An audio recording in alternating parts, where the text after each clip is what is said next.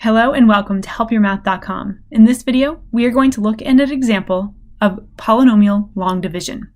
Just like regular long division, but with polynomials. Let's take a look. We're given this example, and it's actually set up as a fraction, but a fraction is just one way to express division. And then we see this over here. This over here has nothing to do with the problem. It's just making it mathematically sound. So we can plug in whatever we want for x, except we can't plug in -3 because that would create a 0 in the denominator. So as a student, you would just ignore this. You don't have to do anything with that for this particular example.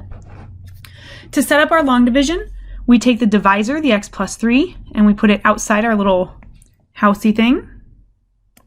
And then we put the dividend, the numerator, inside the housey thing. And then we are ready to divide. So when we divide with polynomials, we take the largest degree, the x, because that's bigger than the degree 0, which is 3, and we make it exactly 4x squared. So we already have an x, but we need a coefficient of 4, and we need a second x because we need it to be x squared.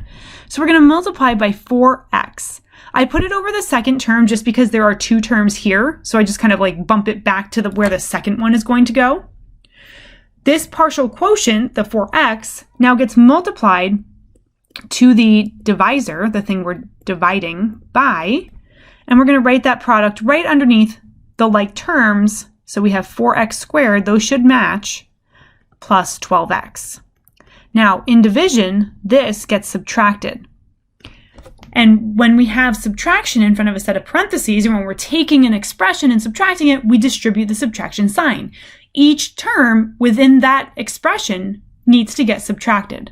So we change the signs. This becomes a minus 4x, this becomes a minus 12x, and now we can just combine straight up and down. 4x squared and negative 4x squared make 0, which is what's supposed to happen.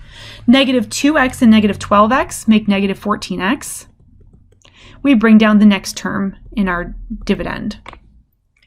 Here we have negative 14x minus 7x. Just like we did the first time, I want x to be exactly negative 14x. I need to multiply it by a minus 14. So now I'm taking minus 14 and multiplying it by the entire divisor. That's going to give me minus 14x minus 42. This whole thing gets subtracted.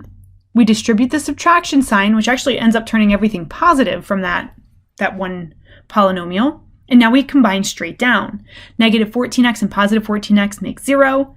Negative 7 plus 42 is positive 35. So this is our remainder. What we do with the remainder is we add it on to the quotient divided by the divisor.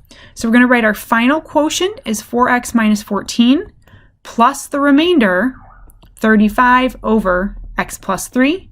And here we have the quotient and the remainder. This has been an example of polynomial long division. Thank you for stopping by.